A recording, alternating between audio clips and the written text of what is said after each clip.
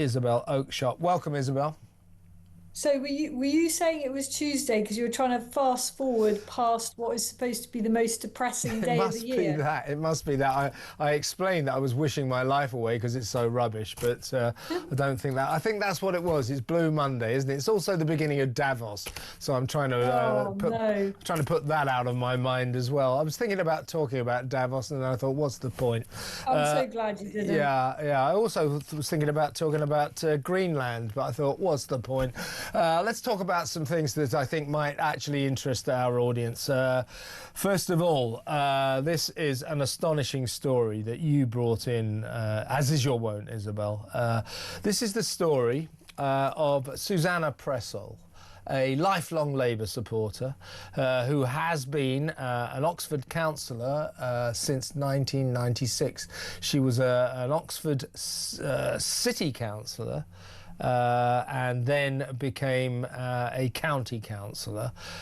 City councillor since 1996 and a county councillor since 2009. So she's steeped in Oxford Council. Now, before we discuss why we're featuring Susanna Pressel on our show, have a listen to her. This was her addressing an internal Oxford Council meeting. What she's talking about is the Raising the Colours campaign. She's talking about the appearance of patriotic flags, the Union Jack, St George's flags, all over Oxford as they appeared all over the country. And Susanna is incandescent with rage about this. She calls the people doing this bastards, excuse my French, but that's what she calls them. And she calls upon the police to go through CCTV and to lie in wait, I'm quoting her, to lie in wait and nab the bastards. And in terms of talking about Oxford County Hall, the flags that kept going back up there. So they were pulling them down, and then the Patriots, usually from that Raising the Colours organisation, would creep in at the dead of night and hang them back up, fly them again. And she described this repeated re-flying of the flags as, and I quote, absolutely appalling. These are our national flags. What is it that she hates so much about them? Is this a window, folks, into the socialist soul, the left-wing soul? They just don't like patriotism. They don't like this country, and they don't like the symbols of this country, as in the Union Jack and the St George's flag. Have a listen to Susanna Pressel, councillor in an internal Oxford Council meeting. Hi, Susanna. Hello. How are you doing? All right, thanks. I'm just a reporter. I'm recording. I just wanted to... That's the wrong thing. Can we get the right thing out, please? Okay. Okay, Isabel, that's the wrong thing. We need to get the recording of Susanna Pressel. As I say, what she's saying is, can we not get the police to go through CCTV and identify these flag flyers who keep putting them back up, and then, as I say, to coin her phrase, or to borrow her phrase, nab the bastards. She thinks the flying of the national flag anywhere near Oxford County Hall is absolutely appalling. What is wrong with this woman? Oh, now Isabella's frozen. Are you there, Isabel? No, I'm very much there. I thought we were about to... No. We're getting the recording. I am not at all frozen. I'm pretty animated about this story. So, I mean, here's the thing. Oxford is right up there with the wokest towns and cities in the UK. I think it's on a par with Brighton as being absolutely nauseatingly woke. And Susanna Pressel, this veteran Labour councillor, embodies all that is wrong with that type of thinking. This is a woman who's made a whole career out of kind of championing asylum seeker welcome type campaigns. This is all from her own publicity material, all available online. And this secret recording, which we got courtesy of another contributor, lifts the lid really on the kind of things that these lefties say when they think that the world can't hear them about patriotic, ordinary individuals that just want to re-establish some pride in our national identity. She considers people that want to hoist flags and remind everybody who we are and of our history and culture and heritage. She describes them as bastards. And wants to use, and this is such a typical left-wing thing, she wants to harness the machinery of the state to track these people down. You know, bearing in mind Oxford, I'm afraid, is not some kind of, you know, peaceful, lovely place where no one gets their stuff stolen and there is no crime. I mean, unfortunately, Oxford has quite a lot of problems with serious crime, as does any other city. But Oxford has its own particular issues on some very tough estates. And frankly, the police have got more than enough to do pursuing real crime rather than being told by councillors like Susanna Pressel to go and, I quote, nab flag hoisters. Yeah, she's incandescent with rage. We will get that audio of her talking at this council meeting in just a second so that the audience can realise what's going on here. But she was quoted also in the Oxford Mail. She lives in this rather nice road in Oxford, and apparently if you go there today there are still flags hanging up there. She called the people putting these flags up, Union flags, St George's flags, she called them racists. And as you say, she then goes on to call on the council, or through her position as a Oxford councillor, to call on the police to go through CCTV, identify these flag flyers, as you say, or as her quote is, nab the bastards. So there's two elements to this, which I think is classic left-wing politics. A, they can't stand patriotism, they hate the sight of our national flags, and B, anything they don't like, they want to start hurling the law at people, arresting them, locking them up. I mean, what for? For hanging flags? Really?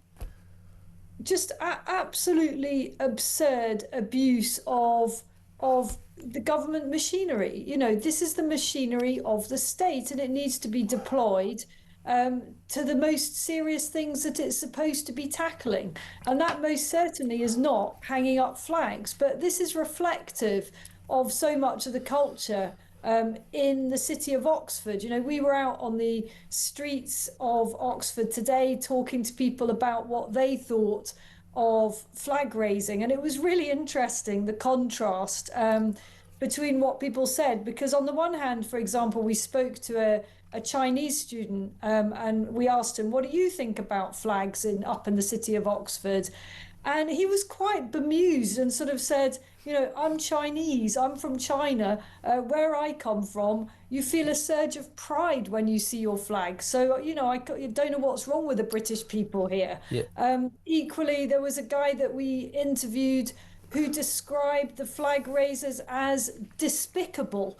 And it was very clear that he considered the raising of flags as racist. He didn't use that word, but he didn't really need to. You could tell that that's what he was pointing at. And this is how divided we've become over this issue. Well, here's what Susanna Pressel told the Oxford Mail. She was asked about the flags actually around her own home. She said her neighbours are incensed. She went on to say, they all say they would like these flags taken down at once. I have passed that on to the county council. I'll talk, we're still trying to get that recording. I don't know why we haven't got it, but we will have it ready as soon as we can. This is what she said. I'll go through the exact text of what she was recorded saying at Oxford Council.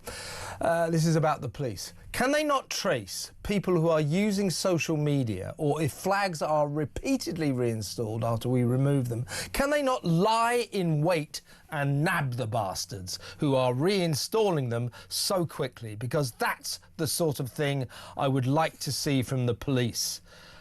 Come on. I mean, what is she talking about? At least she She goes on to say, when confronted, we spoke. She's been spoken to. She doesn't seem to want to apologise for any of this. We've tried to contact her this afternoon. We've left a message telling her she's going to be on talk, but she seems to have gone into hiding. Strange that, isn't it? But I mean, what I find so strange. This is a Labour veteran. You know, if you go onto the Labour homepage, it's full of praise for this wonderful servant of the Oxford community and all that. She went to Somerville College as a student in Oxford, still lives there, and she was a teacher by trade. There's a surprise. And you know, what is it? I don't understand why is she so furious about our national flags, because what she's saying is, you know, I could accept it, I wouldn't agree, but if her councillor said, look, what these people are doing is against the law and we really ought to enforce the law, something fairly reasonable, that would be fine. But it's not, is it? Let's nab the bastards, go through the CCTV, find them, arrest them, bring them to boot, you know, and all this. It's really odd, don't you think? Well, we would like to have understood more about her thinking behind these comments, and so we made the effort to actually go and talk to her. You know, councillors quite freely publish their details online. That is actually sort of part of the job, making yourself contactable. So we paid her a friendly visit, and that was actually the clip that we accidentally played at the beginning of this segment, and we might want to show it again because I know we've got it. We paid her a little visit and asked her whether she'd like to explain why she called flag hoisters bastards, whether she really think it is a good idea to use the police to, as she put it, nab them. But it seemed that she didn't really have any appetite for explaining her comments, and she certainly hadn't thought better of them. You know, if she had sort of regretted what she said, maybe she was having a particularly bad day, she could have, you know, engaged with us and said, you know what, I probably didn't get that quite right. I really didn't quite mean it like that. I was having a bit of a rough day, and I love the British flag. And, you know, the simple truth is that some of my neighbours are frustrated for whatever reason it is, I don't know. But in the event, she just sort of sneered down her nose at us and wouldn't actually engage. So I'm afraid we're none the wiser. Yeah, so if on the off chance Ms Pressel is watching, the questions I want to ask her is, you know, do you, Ms Pressel, still believe that people who put flags up are bastards? Do you still believe that the police should throw the book at them, lie in wait and arrest them? And do you not feel that this approach to the flying of the national flag, arrest the bastards and all that, track them down, lie in wait, do you not feel, Ms Pressel, that that is just a tad illiberal? These are the questions we need to ask. Listen, let's go to break now. When we come back, as soon as we got this recording, we will play it, but we better go to break now and resume this conversation in just a little bit.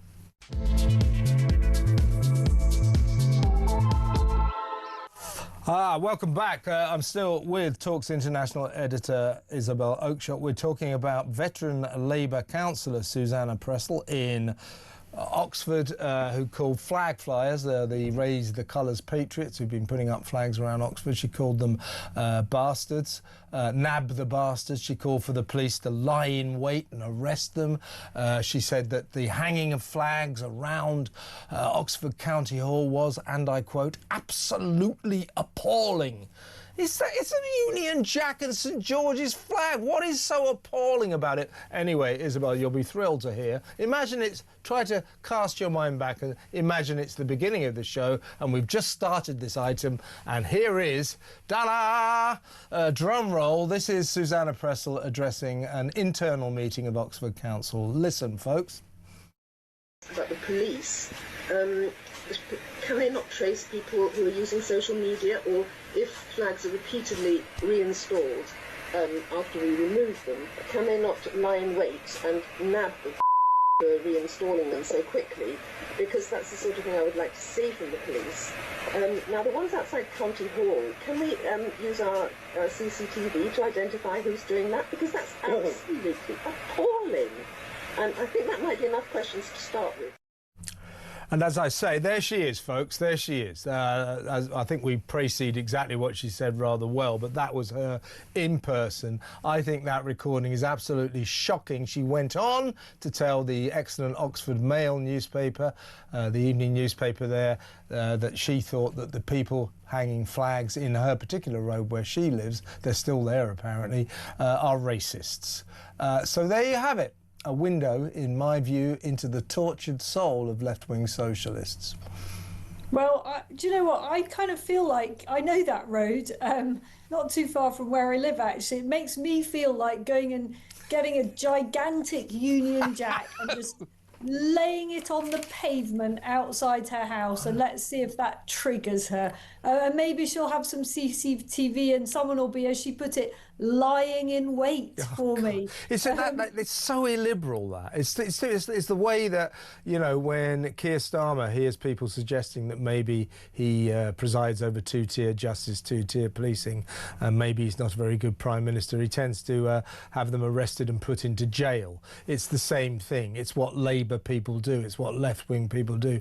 They go on about being liberal and outward-looking and all that. As soon as there's any sort of challenge to their authority and their brilliance, they start locking people up. They're about as liberal as Stalin, I'll tell you. Yeah. Folks, let me know what you think about that. You've heard the recording now.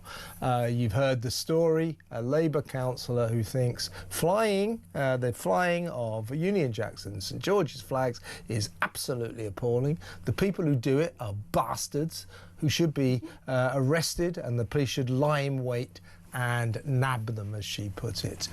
Your thoughts, 0344 499 1000.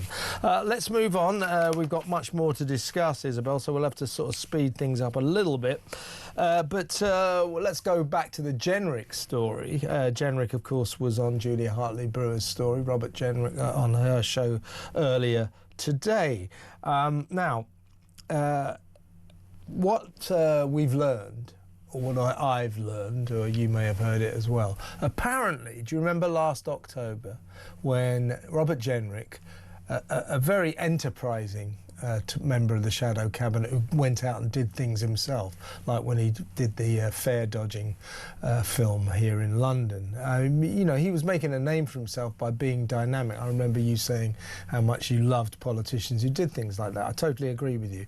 Well, back in October, he went to have integration, you know, community racial integration, religious integration was on his mind. So he went to visit Handsworth, the very, very Muslim area of Birmingham, where I think only 4% of the population are what you might call indigenous British white.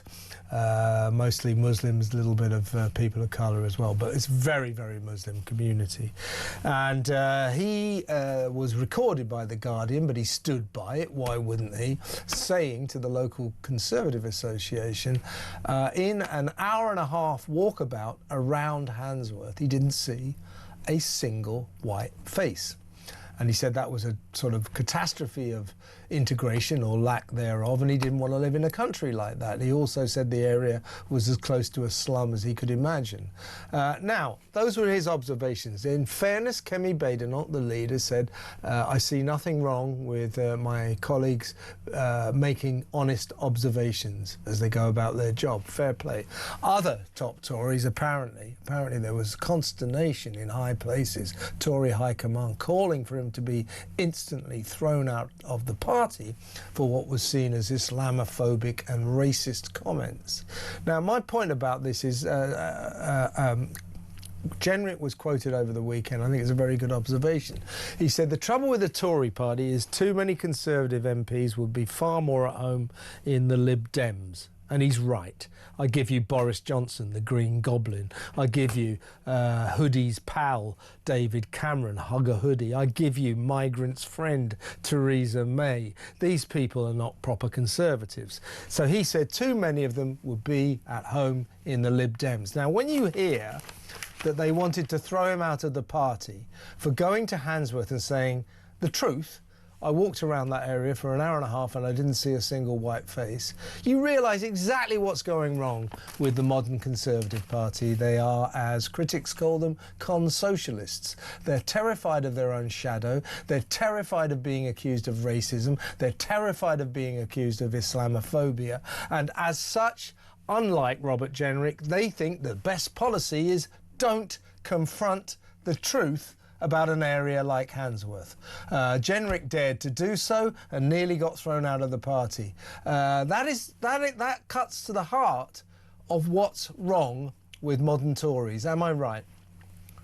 Absolutely. What they're insufficiently terrified of, it seems, is electoral wipeout, of extinction, of political oblivion.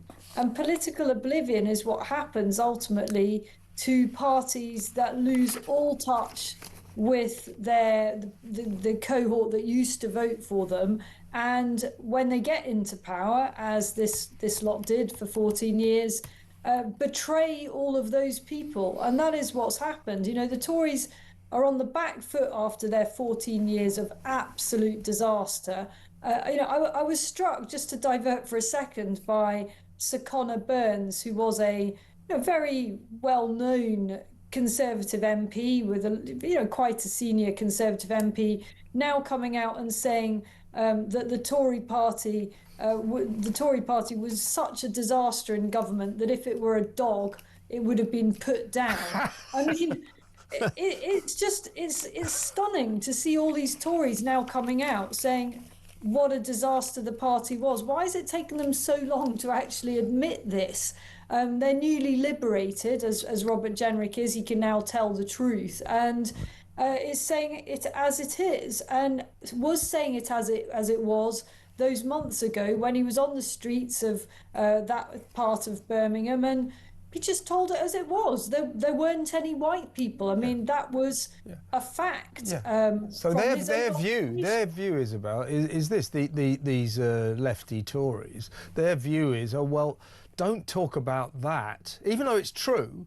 Best not to talk about that because that could get us into trouble. You've got to confront the truth. We've got a serious integration problem, and Robert Jenrick tried to confront that.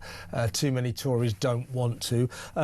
Before we move on, this is Robert Jenrick on Julia Hartley-Brewer's show this morning, talking about the very problems that we're talking about in the Tory party. The problem with the Tory party is that a third of the Tory party basically should be in the Lib Dems. Another big chunk don't really care one way or another, are not waking up every morning driven by a deep desire to change the country, not angry at the state of the country. The party overall, particularly in Westminster, is unrepentant for the mistakes it's made, and it will never be able to move on. I think this is why it is going to die as a political organisation, because it can't accept that, and it's got the same people at the helm holding on to the sort of past glories as they see them. I think he's absolutely right. Just quickly before we do move on, the sort of establishment media seems to be now interpreting every defection from the Tories to Reform UK as a disaster, not for the Tories, but for Reform UK. I'm not quite sure how they compute that, but that is the line now. So my question to you is, Kemi Badenoch, who, as we discussed last week, has undoubtedly made the best of a bad situation. She did quite well with the Jenrick saga. She managed to seize the initiative for a while. But the machinations of what's going on in Westminster and whether or not Kemi found out that Jenrick was going to defect and clipped his wings and all that kind of stuff, all very interesting. But frankly, in the end, it's Westminster tittle-tattle. The truth is that last week, the two major Tory politicians defected to Reform, and to interpret that as good for the Tories is frankly asinine. And the way they're saying, oh well, if you get rid of the traitors, you're in much better shape. Yeah, fine, but you know that both lose. Zahawi, a lot of Reform supporters didn't like him coming over, but there's no doubt he's a big scalp. Robert Jenrick, a lot of Reform supporters did like him coming over. He's a massive scalp. And my question to you really is, does Kemi really have a grip on this unfolding hemorrhaging of not only her backbenchers but her front benchers as well? I mean, don't forget Kruger, another major Tory player, Danny Kruger, Zahawi, now Jenrick. And of course, after Jenrick did defect last week, Kemi very boldly stood up and said, well, it's good to get the traitors out.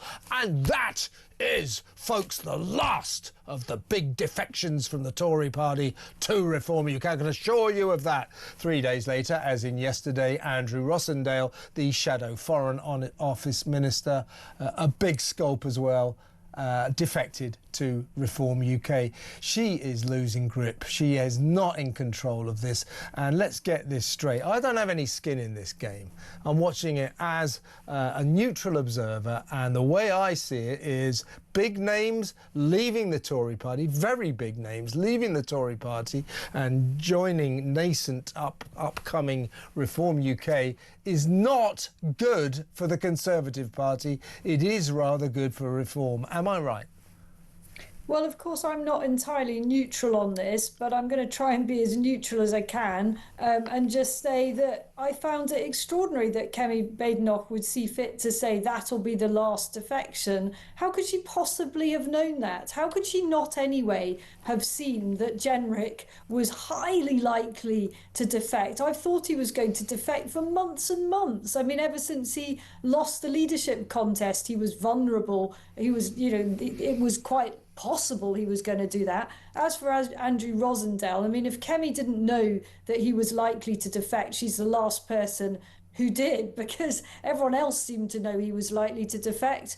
I would imagine there could be between 3 and 5 more. And I say that without any special knowledge, just as a political observer that knows a lot of the characters and can see what is happening to the Tory party. So I don't know when that will happen, if that will happen, but my guess is between 3 and 5 more Tory MPs will cross over. As I say, no special knowledge. Nigel Farage keeps this stuff incredibly tight. I'm very glad he does, because it means that I can't be accused of leaking anything. But that's what I think is probably a fair guess. And if, hypothetically, tonight, every single shadow cabinet minister, shadow cabinet secretary and every single Tory MP defected to Reform UK, the Daily Mail would say, well, good riddance to them. Kemi Badenoch is much stronger without those traitors. She's much better off on her own.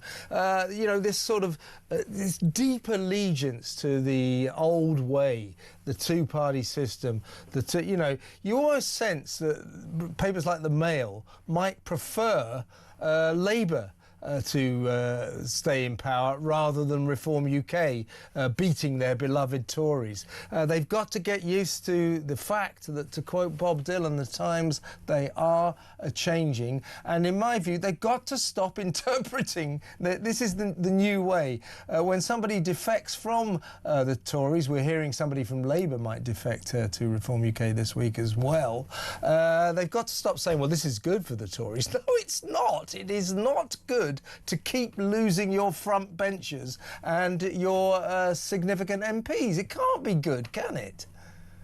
The Daily Mail's having a really hard time coming to terms with this, but I think the process is gradual and painful. Their latest theme has been, up until this defection stuff, their theme was, well, you've all got to merge, you've got to stop squabbling and do a kind of merger. Look, that's not going to happen. What Reform is out to do is to destroy the Tories, not because of any vindictiveness, although I think we can all be entitled to feel pretty betrayed by the Tories, but because the Reform Party doesn't want the right of centre vote to be divided to allow Labour or lefties to come through. So that's the agenda here. There's not going to be some kind of merger, and the Daily Mail better get used to it. Absolutely, and Nigel Farage is no fool, as we all know, and he must keep on board. I know he's cognizant of this. The depth of betrayal that millions of Tory voters feel about what Cameron, May, Johnson and Sunak did to them over 14 years of treachery to the Conservative cause. They weren't Conservatives, they were Lib Dems at best. Labour, quite often. They were terrified of Labour. Oh, Labour, everybody loves left-wingers, don't let's us pretend to be left-wingers to the extent that we bring in left-wing policies and we let all the migrants in. Theresa May, let's pass a law to make it statutory, compulsory, that we get to net zero by 2050. What were Boris Johnson and all his green claptrap, what were they thinking? Nigel Farage must keep on board the depth of betrayal that the people of Britain feel about what the Tories did to this country for 14 years. If he loses track of that, he's in trouble, but I don't think he will. Let's go to a break, and when we come back, we'll talk about, Labour pursuing the Muslim vote again. In, I think, the most egregious way. We'll talk about that next. Stay tuned. Welcome back. Still with Talks International editor Isabel Oakeshott. We're going to go straight to the top of the hour, cover a couple of stories, actually 2 or 3. But this first one, Isabel, fury as the NHS tells midwives to back first cousin marriage because only 15% of babies produced by first cousin marriages are born deformed. Only 15%, so that's all right, isn't it? Now, this, of course, is the Muslim practice of first cousin marriage, which, for reasons that escape me, is not illegal in this country, even though it is absolutely guaranteed that the children produced by first cousin marriages are highly more likely to be born deformed with deformities than children born of non-first cousin marriages. This is a Muslim practice. It's fairly common in the Pakistani community in particular. The NHS is telling midwives to back this system of marriage, religious system of marriage, because the number of deformities in babies born by these marriages is relatively small, only 15%. This is Labour. There's been a long campaign to get Labour to make this illegal. Richard Holden, Tory MP, campaigning to ban cousin marriages, said there are no benefits to marriage between first cousins, only massive downsides for health, welfare, individual rights and the cohesiveness of our society. This is Labour, once again, terrified to offend the Muslim vote, isn't it? At the expense of newborn babies. Great, eh? I mean, 15% is so high, as a mother, if you heard that your unborn child had a 15% of a chance of a deformity or a serious health issue, I think the vast majority of mothers would be incredibly concerned about that. That's more than, that's more than a risk that I would certainly be wanting to take, and I just think this isn't complicated. It should be illegal. We don't hesitate to make other basic things illegal, and that falls into that category. I just can't see any justification at all, actually, for continuing to turn a blind eye to this, and even worse, for the NHS to be encouraging anyone to say, this is all fine. It really isn't. It really, really isn't. What do you think, folks? First cousin marriage, 15% of children born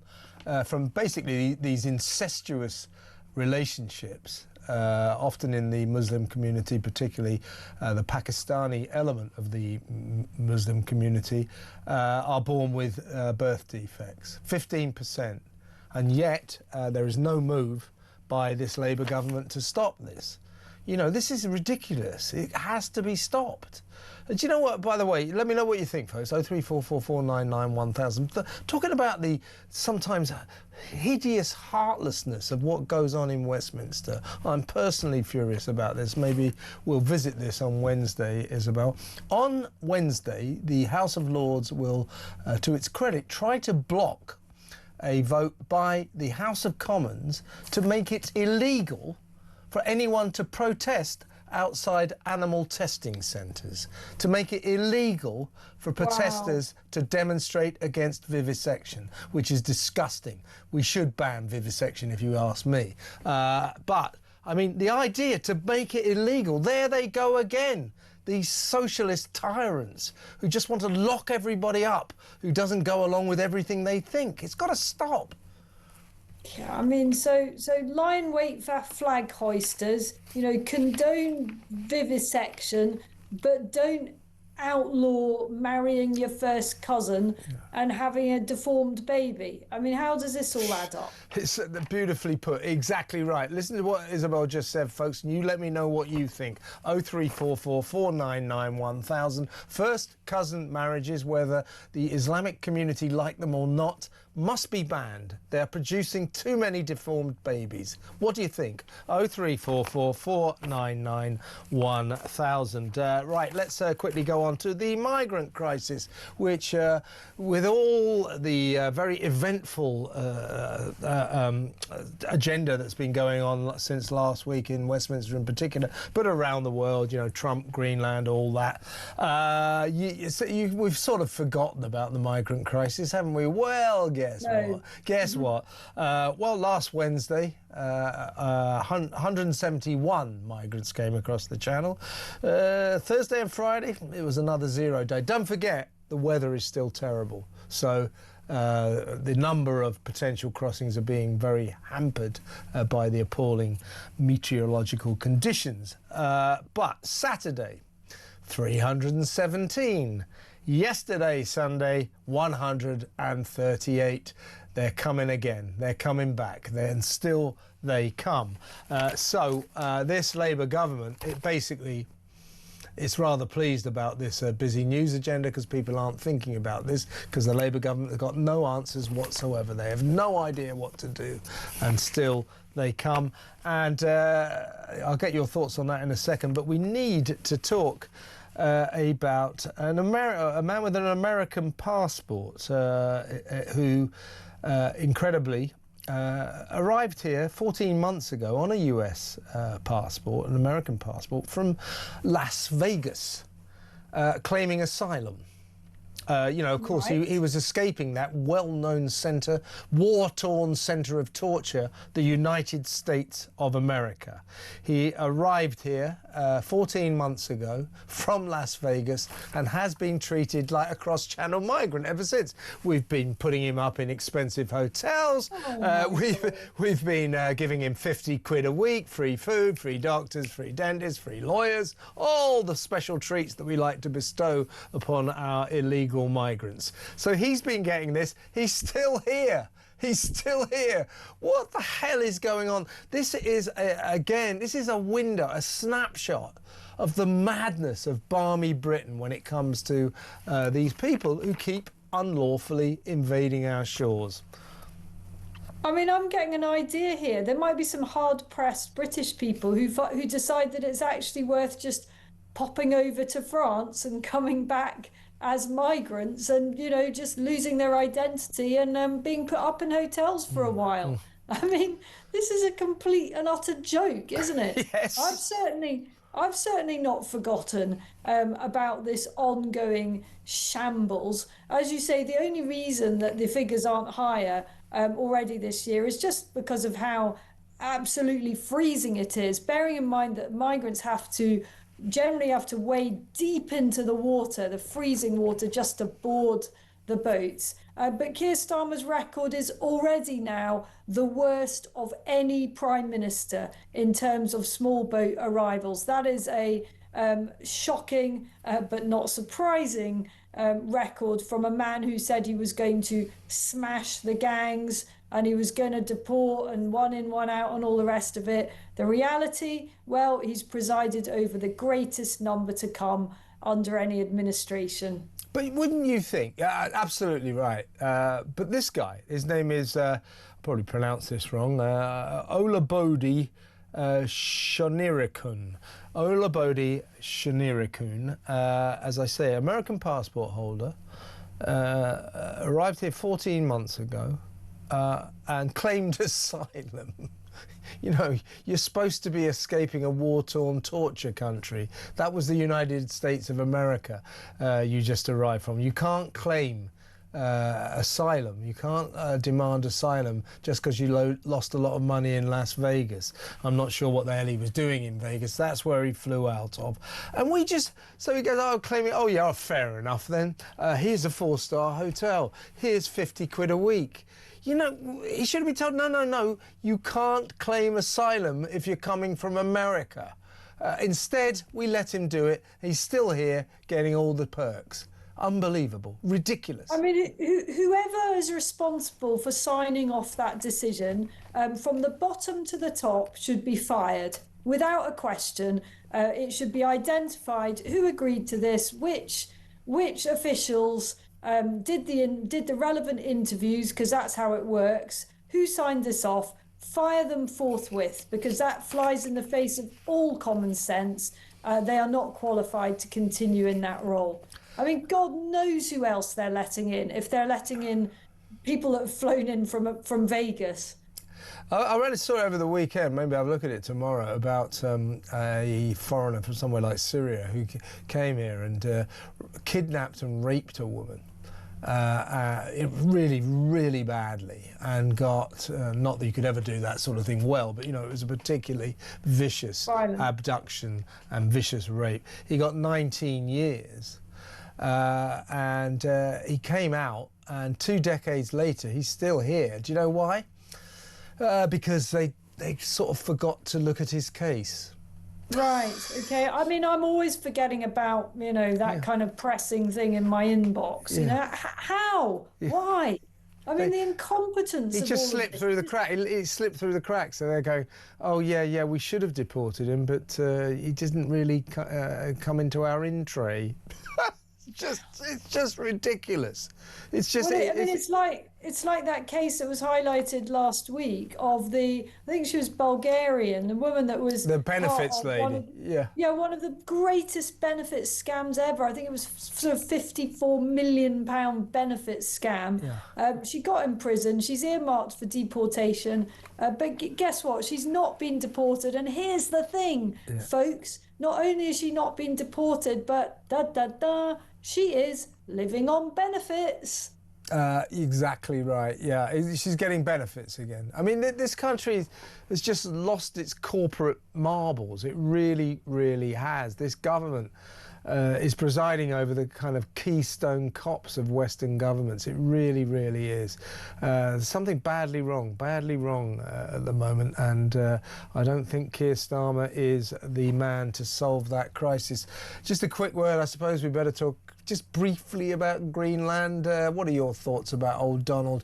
I've got to say, I know what would be, you know, I think you agree. I'm a big fan of Donald Trump. I think he's the kind of dynamic leader that we could do with. I like the way he gets things done. But on this one, with Greenland, I think he's pushing his luck. You know, saying, demanding, if you don't let me have it, I'm going to pay you. You've got to let me have it, otherwise there'll be tariffs being imposed on you. I'll tell you what would be fabulously liberating for Keir Starmer and the other Western leaders who are still trying to crawl up Trump's backside about this. It would be this, to turn round and tell him like it is. OK, Donald, here's the deal. You can't have Greenland. You'll never get Greenland.